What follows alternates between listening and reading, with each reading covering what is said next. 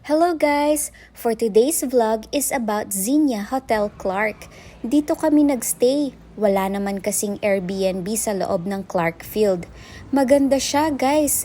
Ito kasi medyo affordable at malapit sa Marriott Hotel. Ito ang lobby nila, may pa-cherry blossoms pa.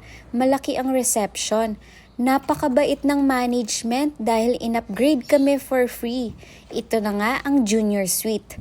Naka-promo sila from 9,500, 4,500 na lang to ngayon. Pero kami, upgraded for free. Ang ganda guys. Pwede kayong mag-tumbling. May living room, work desk, fridge, kapehan, complete toiletries na rin.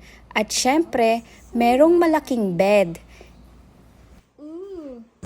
Nandito rin kami sa Mountain View.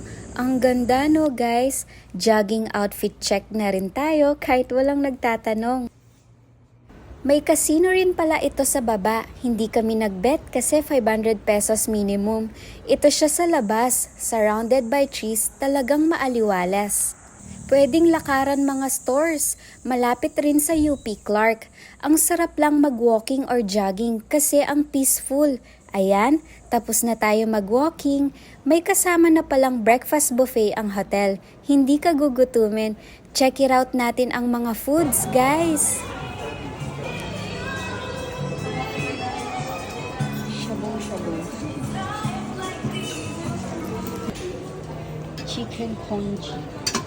Ala na.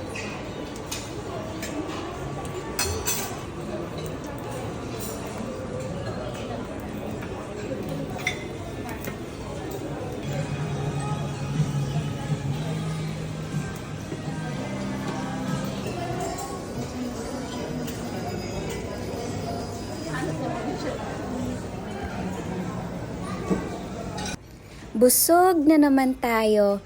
Maganda yung hotel. Medyo konti lang sa mga guest. Siguro dahil madami na talagang hotel establishments dito, ito rin yung gym. Ang laki niya, no? Ang dami ding equipments. Ito naman yung pool. Meron pang bata at meron ding pang adult. Nag-swimming nga kami para active. Sakit tuloy sa katawan. Ayan na guys, uwi na kami.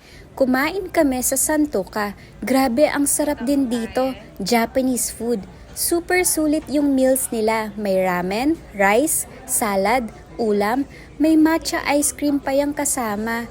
Nag-take home nga pala kami ng kumori, yung Hanjuku cheesecake at yakigashi bread. Thanks for watching guys. Bye!